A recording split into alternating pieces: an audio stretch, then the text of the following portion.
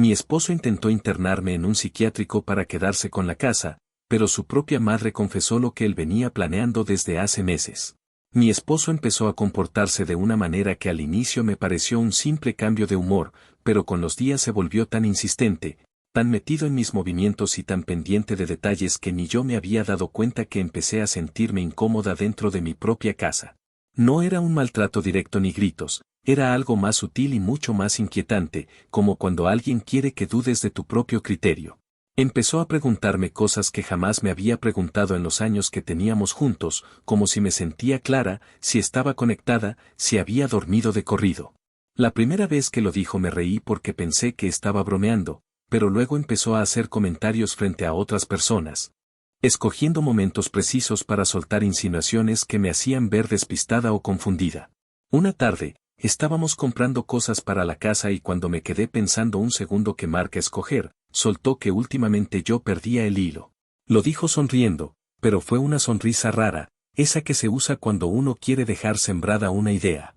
Nunca en mi vida he tenido problemas de salud mental, no tomo medicinas para nada, no tengo antecedentes familiares más allá de una tía con depresión hace muchos años. Pero él hablaba como si estuviera esperando que yo encajara en alguna categoría, como si quisiera que yo misma empezara a dudar de mi equilibrio. Al principio traté de ignorarlo, pero cuando empecé a notar que evitaba que yo manejara, que revisaba mis pastillas de vitaminas contando cuántas me tomaba y que me hacía preguntas ridículas como si había recordado apagar la estufa, me di cuenta de que estaba armando algún tipo de narrativa. Lo que más me sacó de onda fue que empezó a guardar papeles de cosas sin importancia, recibos con anotaciones y hasta mensajes impresos. Yo no entendía que tenía eso que ver conmigo hasta que un día entré a su estudio a buscar cinta adhesiva y encontré una carpeta con mi nombre. No la abrí en ese momento porque escuché que venía subiendo las escaleras, pero desde ahí me quedó el presentimiento de que estaba haciendo algo muy turbio. La situación se fue poniendo cada vez más tensa porque cada que intentaba hablar del tema él giraba la conversación para hacerme sentir como si yo fuera la que exageraba. En una ocasión le dije que me incomodaba cómo comentaba cosas de mi memoria frente a otras personas, y él respondió muy calmado que solo estaba preocupado y que si yo me molestaba tanto era porque algo no estaba bien. Me quedé helada, porque esa frase fue dicha con una tranquilidad que me hizo entender que él sabía exactamente lo que estaba haciendo. A mediados de verano noté que hablaba demasiado por teléfono con alguien, y cada vez que me acercaba al cuarto bajaba la voz o salía al patio. Una noche escuché claramente que decía que ya había varios incidentes y que si era necesario se podía intervenir. Yo ahí supe que no era una simple crisis matrimonial, estaba planeando algo en serio. La confirmación llegó una mañana que jamás voy a olvidar. Tocaron la puerta dos personas que se identificaron como trabajadores de salud mental que colaboraban con servicios de emergencia. Muy amables, demasiado amables para lo incómodo del momento, me explicaron que habían recibido un reporte de que yo estaba actuando de forma errática, que tenía supuestos episodios de confusión y que mi marido estaba preocupado por mi seguridad y la de mí misma. Casi me da un ataque de risa de lo absurdo, pero la risa se me murió en la garganta porque entendí lo que eso significaba. Él quería que me evaluaran, quería abrir un archivo, quería dejar asentado que yo no estaba bien. Me calmé, cooperé, respondí todas las preguntas y hasta les mostré mensajes y correos de trabajo para que vieran que estaba perfectamente funcional. Ellos parecían más confundidos que yo, porque todo lo que les habían dicho no coincidía con absolutamente nada. Cuando se fueron cerré la puerta y me senté en el piso del recibidor temblando. No lloré, no grité. Simplemente me quedé ahí con el corazón reventándome porque ya no era una sospecha, era una realidad. Mi esposo estaba intentando fabricar un caso para internarme. En cuanto él llegó en la tarde fingió sorpresa por la visita y me dijo que seguramente había sido un error administrativo. Cuando le contesté que sabía que los había llamado él, su cara apenas se movió. Tenía esa expresión plana que me puso la piel de gallina. Dijo que estaba tratando de ayudarme, que yo no veía cómo estaba últimamente y que no quería que algo me pasara. Sentí una mezcla de rabia y miedo porque hablaba con tanta seguridad, como si ya hubiera ensayado ese discurso. Esa noche, mientras él dormía, revisé su laptop. No fue un acto impulsivo ni dramático, fue una necesidad. Había correos con un psiquiatra, mensajes donde él describía comportamientos míos completamente inventados y lo peor, un archivo digital donde recopilaba supuestos episodios míos. Cosas tan estúpidas como que había olvidado dónde dejé unas llaves o que me tardé en responder una pregunta porque estaba distraída. Todo estaba armado como si fuera un patrón. Me quedé helada al ver que incluso había escrito que yo hablaba sola y que era posible riesgo para mí misma. Antes de que yo pudiera reaccionar o pensar qué hacer, la persona menos esperada me llamó, su madre. No tengo una relación cercana con ella, pero me llamó llorando, diciéndome que necesitaba contarme algo. Me dijo que él llevaba meses diciendo que la casa que heredé era un desperdicio en mis manos porque no tenía estabilidad emocional a largo plazo. Eso no lo sospechaba, pero sí sabía que él siempre había tenido un resentimiento raro hacia esa casa porque se notaba que le dolía no ser parte de esa historia familiar. Su madre me dijo que él le había contado que estaba buscando la manera legal de quedarse con la casa si pasaba algo conmigo. Y que una internación aunque fuera por corto tiempo le daría acceso temporal a decisiones médicas y financieras. Me quedé en silencio escuchando a su madre llorar. Ahí fue cuando sentí ese frío que recorre la espalda cuando entiendes que la persona que duerme a tu lado ha estado imaginando tu caída con tal de quedarse con algo que no le pertenece. Actualización 1. Pasó alrededor de una semana desde que descubrí la carpeta con mi nombre y tuve la llamada de su madre, una semana que todavía siento como si hubiera durado meses enteros porque cada día era una mezcla de miedo, rabia y una sensación de estar caminando sobre vidrio. No podía dejar de imaginar escenarios. En mi cabeza aparecían imágenes de él entrando a la casa con algún tipo de orden falsa, o de nuevo esos trabajadores tocando la puerta porque él había reportado otra cosa inventada. Me despertaba sobresaltada aunque apenas lograba dormir y me quedaba escuchando cualquier ruido de la casa como si fuera una señal de que algo más estaba por explotar. Durante esos días me di cuenta de que ya no podía seguir atrapada entre emociones y que tenía que moverme aunque el miedo me paralizara, porque seguir sin actuar era exactamente lo que él esperaba que hiciera. Así que tomé la decisión más simple pero también la más difícil, hablar con una abogada. Busqué en línea a alguien que tuviera reputación de lidiar con casos de abuso emocional y manipulación con tintes legales, porque intuía que esto no era un pleito doméstico sino algo más retorcido. Agendé una cita para 2 días después y me preparé para enfrentar todo lo que había evitado mirar de frente. El día de la reunión con la abogada sentía que mis piernas pesaban y que mi pecho estaba tan apretado que apenas podía respirar, pero aún así manejé hasta su oficina. Me recibió una mujer con una calma que contrastaba tanto con el caos en mi cabeza que por un momento pensé que iba a soltarme a llorar en cuanto la escuchara hablar. Me preguntó que le explicara todo, desde el principio, sin omitir nada. Le conté cómo había empezado con insinuaciones, cómo él había ido aumentando la intensidad de los comentarios, cómo aparecieron los trabajadores de salud mental, cómo su madre me confesó que él llevaba meses hablando de mi supuesta inestabilidad. Ella escuchaba sin interrumpir, tomaba notas y a veces asentía como si estuviera confirmando algo que ya intuía. Cuando terminé me pidió ver cualquier evidencia que tuviera. Le entregué mi celular, capturas que había tomado y la laptop que había guardado en mi coche dentro de una bolsa. Ella revisó los documentos que había encontrado en la carpeta digital y en cuanto vio la narrativa que él había escrito sobre mí, sus expresiones faciales cambiaron. No a sorpresa sino a algo que parecía una mezcla de indignación y determinación profesional. Me dijo que esto no era una discusión matrimonial común ni un malentendido. Me dijo que lo que él estaba haciendo era construir un caso de inestabilidad para beneficiarse legalmente y que eso tenía implicaciones serias.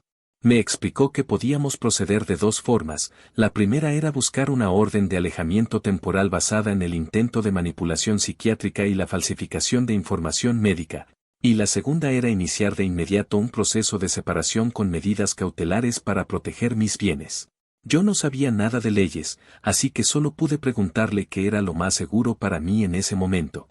Ella me dijo que lo más urgente era evitar que él pudiera acercarse a mí o meter más documentación falsa en mi contra. Para eso había que movernos rápido. Me recomendó cambiar cerraduras, guardar documentos importantes fuera de la casa y notificar al menos a una persona de confianza sobre lo que estaba pasando. Acordamos que mientras ella revisaba la laptop a detalle, yo iba a encargarme de asegurar la casa. Esa misma tarde fui a una ferretería y compré un juego completo de cerraduras nuevas. Me temblaban las manos mientras pagaba, no porque no supiera hacerlo sino porque nunca imaginé que llegaría el día en que tendría que protegerme de la persona que dormía conmigo desde hacía años. Llegué a la casa, cerré todas las ventanas y cambié cada cerradura, una por una, tratando de ignorar la sensación espantosa de que él podía llegar en cualquier momento y verme haciéndolo. Cuando terminé estaba sudando y respirando rápido, pero al menos sentí una pequeña parte de mi miedo aflojarse. Me encerré en mi cuarto y envié a mi abogada fotos de las cerraduras nuevas para que quedara constancia de todo el proceso. Después me senté en el piso tratando de pensar cómo iba a reaccionar él cuando se diera cuenta. No tardé mucho en averiguarlo. Llegó esa misma tarde, casi al anochecer. Escuché su coche detenerse y luego sus pasos rápidos acercándose a la puerta. Tocó primero con normalidad, como si esperara que yo solo estuviera distraída. Luego tocó más fuerte y finalmente empezó a golpear la puerta como si tuviera derecho a derribarla. Me preguntó qué estaba pasando, por qué había cambiado cerraduras, y dijo que estaba actuando extraña y paranoica. Yo lo escuchaba desde la sala, pero no me acerqué, sentía una mezcla de ira y asco. Usé la cámara del timbre para hablar, evitando que me viera, y le dije que sabía exactamente lo que estaba haciendo, que ya no tenía acceso a la casa y que cualquier intento de entrar sería reportado. Él cambió su tono al instante, pasó de indignado a fingir preocupación, diciendo que yo necesitaba ayuda, que estaba actuando de forma errática. Fue tan absurdo escuchar esas palabras saliendo de su boca después de todo lo que había descubierto que por un momento pensé que iba a romper a gritar, pero me contuve. Le dije que ya no tenía autoridad sobre nada en mi vida y que cualquier comunicación debía pasar por mi abogada. Él siguió insistiendo hasta que finalmente se fue, no sin antes lanzar un comentario diciendo que yo me estaba hundiendo sola y que él no iba a cargar con mis problemas. Al día siguiente su madre me llamó otra vez. Sonaba devastada, como si llevara días sin dormir. Me dijo que su hijo estaba inventando que yo tenía delirios persecutorios y que ella había escuchado una conversación suya donde decía que si lograba que un profesional pusiera por escrito que yo era inestable, él podría manejar asuntos de la casa temporalmente. Su voz temblaba cuando lo decía, como si fuera consciente de que estaba describiendo a su propio hijo como un manipulador frío. Aceptó hablar con mi abogada y contarle exactamente lo que sabía. Esa conversación fue el empujón final para que mi abogada iniciara la solicitud formal de orden de alejamiento, argumentando peligro emocional, intento de control legal indebido y manipulación con fines financieros. Durante los días siguientes me dediqué únicamente a organizar mi vida de forma que él no pudiera tocar nada. Moví mis cuentas bancarias, cambié contraseñas, guardé documentos importantes en casa de una amiga y desconecté cualquier cámara o dispositivo de casa que él pudiera monitorear. Era agotador, pero también era la primera vez que sentía que, aunque le tenía miedo, ya no me estaba dejando arrastrar por él. El proceso legal se movió más rápido de lo que esperaba. Mi abogada me llamó una mañana y me dijo que había suficiente evidencia para iniciar formalmente la petición de protección. Me explicó todo, desde cómo funcionaban las audiencias hasta los posibles argumentos que él podría intentar. Sentí un nudo en el estómago, pero esta vez no era miedo, era una mezcla de alivio y desilusión profunda. Me costaba aceptar que la persona que había dicho amarme era ahora un riesgo real para mi tranquilidad. Actualización 2. Había pasado ya un poco más de un mes desde que solicité la orden de alejamiento con la abogada y aunque el ritmo de las cosas era rápido en términos legales, la sensación interna era como si todo avanzara a través de un pantano.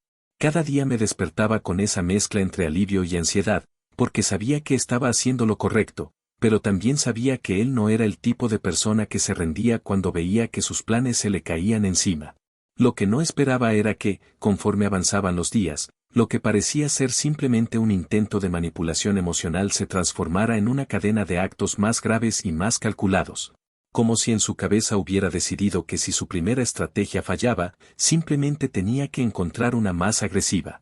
Fue más o menos en ese periodo cuando empecé a notar cosas raras en mi buzón y en mis cuentas digitales, pequeños detalles que pasaban desapercibidos si no estuviera ya mirándolo todo con cuidado. Había notificaciones de clínicas a las que yo nunca había ido y correos confirmando solicitudes de documentos médicos que yo no había pedido. Pensé que eran errores administrativos, pero con él cualquier cosa podía ser una señal, así que decidí mencionárselo a mi abogada.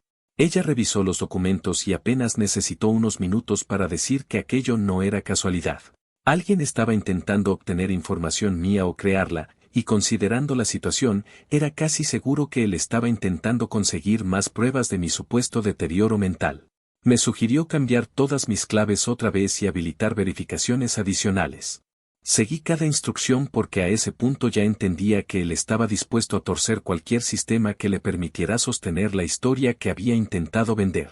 Pero lo que verdaderamente desencadenó la segunda fase de todo este desastre ocurrió pocos días después, Cuando la abogada me pidió que fuera a su oficina con urgencia porque había encontrado algo en la laptop que yo misma no había visto.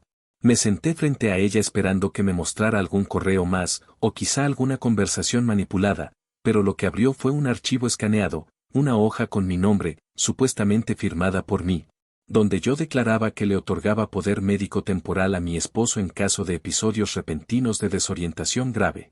Ni siquiera sabía qué decir cuando lo vi, porque no solo la letra no era la mía, sino que jamás en mi vida había firmado algo parecido. Tenía fecha del mes anterior y la firma era una imitación burda, pero lo suficientemente parecida para engañar a alguien que no me conociera. La abogada me explicó que ese tipo de documento, aunque no fuera oficial de un hospital, podía ser usado como herramienta para justificar decisiones a nivel de emergencia, especialmente si se presentaba como parte de un historial de supuesta inestabilidad. Me quedé mirando aquel documento con un vacío en el estómago que nunca había sentido, porque una cosa era que él hablara mal de mí, otra que inventara episodios. Pero falsificar documentos con mi firma era cruzar una línea completamente distinta. Era un delito sin vueltas, uno que demostraba sin lugar a dudas que él no estaba improvisando, estaba planeando. La abogada dijo que había que reportarlo. Era una pieza clave para la orden de alejamiento y también para abrir una investigación penal por falsificación y posible intento de fraude. Salí de esa reunión sintiendo que todo era irreal, como si estuviera viendo una versión distorsionada de mi vida en la que mi propio esposo trabajaba en mi contra como si yo fuera una enemiga que tenía que neutralizar. Esa misma noche recibí otra llamada de su madre. Otra vez estaba llorando, pero esta vez no era el llanto tembloroso de la culpa sino un llanto que sonaba a desesperación total. Me dijo que él la había ido a ver y que le había pedido que dijera a la policía que yo había perdido control en varias ocasiones, que había tenido arranques de ira y que incluso había hablado de hacerme daño. Su madre me repitió la frase exacta, él le dijo que si todos estaban en la misma línea, sería más fácil intervenir. Ella me dijo que no podía hacerlo, que no podía mentir así, que nunca había visto a su hijo tan frío y tan obsesionado. Me pidió perdón por haberse tardado tanto en decírmelo. Yo apenas pude decir palabra porque escuchar que él había intentado manipular incluso a su propia madre para sostener su historia me dejó paralizada de una forma diferente, como si en ese momento entendiera que la persona con la que había compartido años no era quien yo pensaba, que había estado conviviendo con alguien capaz de traicionar absolutamente todo con tal de conseguir lo que quería. Al día siguiente mi abogada ya tenía todo preparado para entregar la falsificación como evidencia. La policía abrió una investigación preliminar y me recomendaron documentar cualquier intento de contacto. Él seguía llamando, enviando mensajes que iban desde insultos disfrazados entre líneas, hasta intentos de fingir preocupación diciéndome que yo estaba haciendo cosas impulsivas y que él solo quería protegerme. Cada vez que llegaba un mensaje me invadía una mezcla entre náusea y rabia. No respondía nada, solo lo reenviaba a mi abogada. Ella me dijo que era importante mantener un registro para demostrar el patrón de manipulación. La tensión llegó a su punto más alto cuando recibí una notificación digital de una clínica afirmando que mi cita de evaluación psicológica había sido confirmada. Casi tiré el celular al piso. Nunca había pedido una evaluación y mucho menos con esa clínica. Cuando llamé para preguntar, la recepcionista dijo que había sido mi representante autorizado. Di mi nombre, expliqué la situación y me dijeron que iban a bloquear cualquier intento de cambio, pero que en su sistema aparecía el nombre de mi esposo junto al documento falsificado. Sentí un escalofrío que me recorrió entera porque eso significaba que no solo había falsificado la firma, sino que estaba intentando activamente usarla para administrarme, por decirlo de alguna forma. Esa llamada me dejó temblando, pero también sirvió como detonante para que la abogada acelerara el trámite de la orden definitiva. Hubo un momento, durante la semana siguiente, en el que me senté sola en la sala, con todas las luces apagadas, intentando comprender cómo había llegado a este punto. Aunque sabía que ya estaba lejos de él físicamente, el nivel de invasión y manipulación que había intentado ejercer sobre mí dejaba claro que no iba a detenerse solo porque yo había cambiado unas cerraduras. Era un hombre que había decidido construir una narrativa completa y presentarla como verdad para beneficiarse. Y eso significaba que yo tenía que tomar cada medida posible para protegerme. La abogada me dijo, casi como un recordatorio necesario, que estos comportamientos no aparecen de la noche a la mañana, que seguramente él había estado cultivando esta inclinación al control desde hacía mucho más tiempo del que yo había notado. La audiencia para la orden de alejamiento fue programada y, aunque estaba aterrada, también sentía una firmeza que antes no tenía. Ya no era solo que él hubiera querido quedarse con la casa, era que había cruzado líneas legales y éticas con una frialdad que dejaba sin sentido cualquier idea de reconciliación o explicación alternativa. Cuando llegó el día de la audiencia, él intentó presentarse como la víctima, usando el discurso que ya había practicado, diciendo que yo estaba confundida y que él solo quería ayudar. Pero la policía ya tenía el documento falsificado, la abogada tenía correos impresos. Y la clínica había confirmado por escrito que él había usado ese documento para intentar programar una evaluación sin mi consentimiento. Todo encajaba demasiado bien como para que pudiera torcerlo.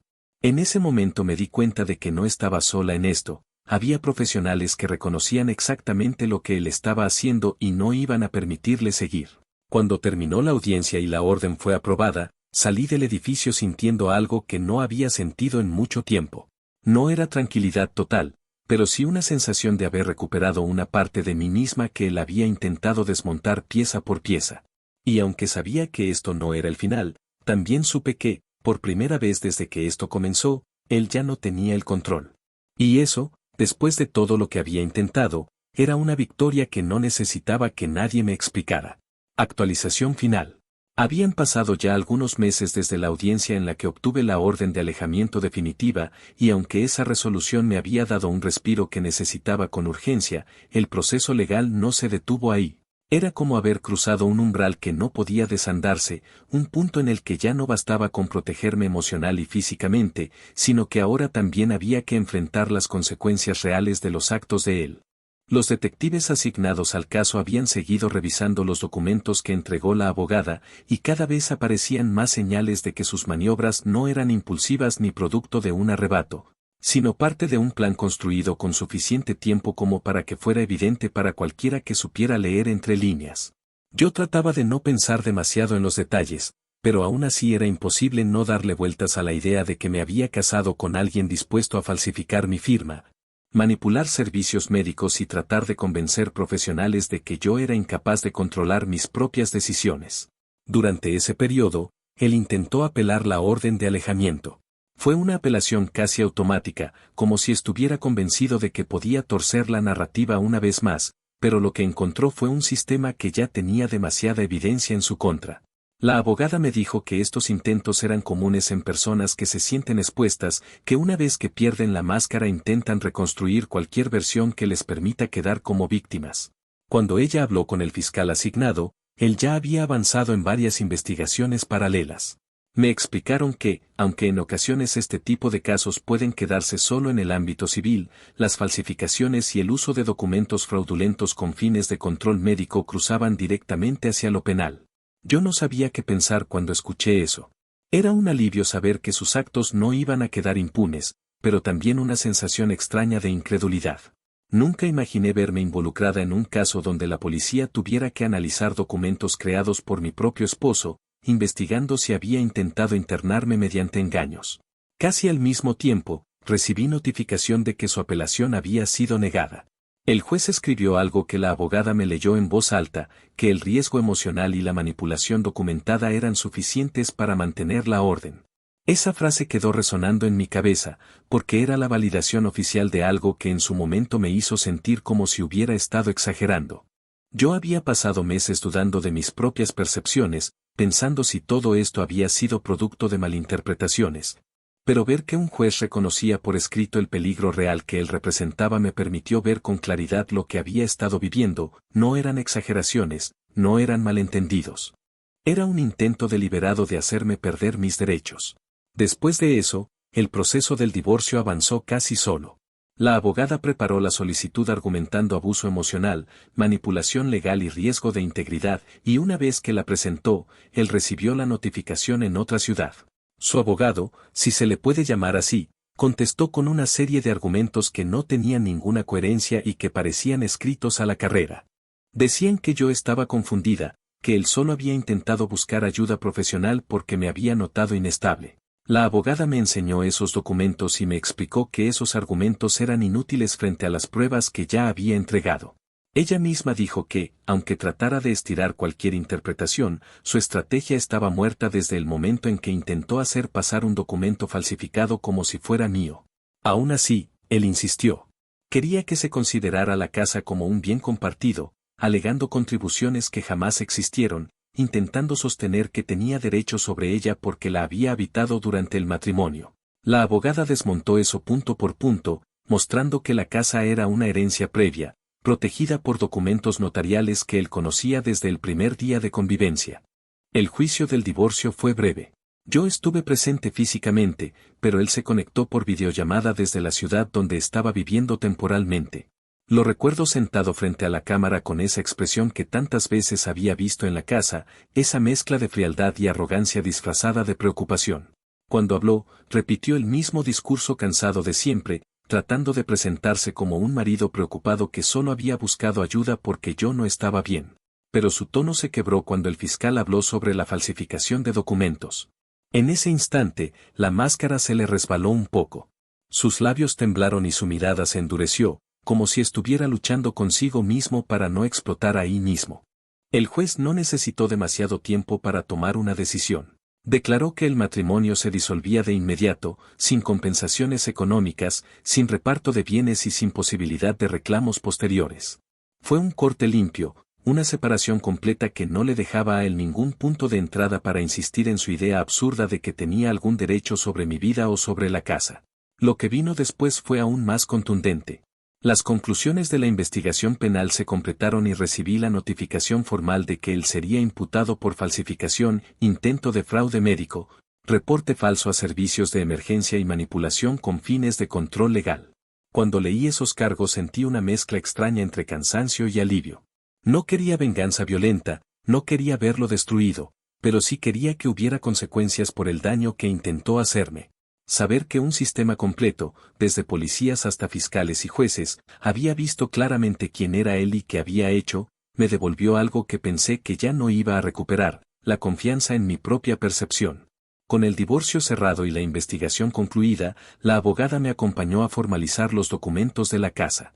Ella misma dijo que, aunque legalmente ya era mía al 100%, valía la pena dejar constancia frente a notaría de que no existía ninguna disputa abierta y que el cierre del caso invalidaba cualquier intento futuro de reclamación por parte de él. Firmé esos papeles con una sensación de cierre que no había sentido desde que todo comenzó. Era como si por fin pudiera respirar sin ese peso en el pecho que durante meses me recordaba que había alguien trabajando activamente para destruir mi estabilidad. Su madre me escribió varias veces después de todo esto. Mensajes largos, pidiendo perdón, diciendo que ella nunca imaginó que su hijo pudiera llegar tan lejos, intentando explicar que había tratado de detenerlo pero no sabía cómo. No sentí odio hacia ella, pero tampoco tenía espacio emocional para cargar con su culpa, así que después de unos días dejé de responder y terminé bloqueándola. No necesitaba mantener vínculos con alguien que, aunque arrepentida, pertenecía al mismo entorno que él. Mi vida ahora tenía que existir fuera de esa sombra. Los siguientes meses fueron una especie de reconstrucción silenciosa. Compré nuevas cerraduras, cambié números de teléfono, eliminé cuentas que él podía conocer y comencé a recuperar rutinas que había dejado de lado por miedo o agotamiento. A veces, cuando entraba a la casa, me detenía en el marco de la puerta y me quedaba ahí parada unos segundos reconociendo que ese espacio era mío de nuevo, no porque estuviera vacío, sino porque ya no estaba contaminado por la presencia de alguien que había intentado convertirlo en escenario de una mentira. La casa, que había heredado de mi padre, por fin volvía a sentirse como un hogar y no como un territorio en disputa.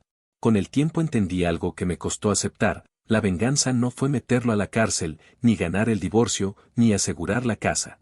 La verdadera venganza fue sobrevivir a todo lo que intentó hacerme sin perderme en el proceso. Fue que al final, todo lo que él había construido para destruirme se volviera en su contra sin que yo tuviera que inventar nada ni manipular a nadie. Bastó con que la verdad saliera a la luz. Y aunque me tomó meses recuperar la calma, supe que había ganado algo que valía mucho más que cualquier propiedad, la certeza de que nunca más iba a permitir que alguien así se acercara a mi vida. Todavía hay días en los que me pregunto cómo no vi antes quién era él, pero ya no lo hago desde la culpa, sino desde la distancia de alguien que logró salir del otro lado. No sé qué será de él en el futuro, ni me interesa. Mi futuro, al menos, ya no está atado a su nombre. Y eso, después de todo el desastre que causó, es la libertad más completa que pude haber esperado.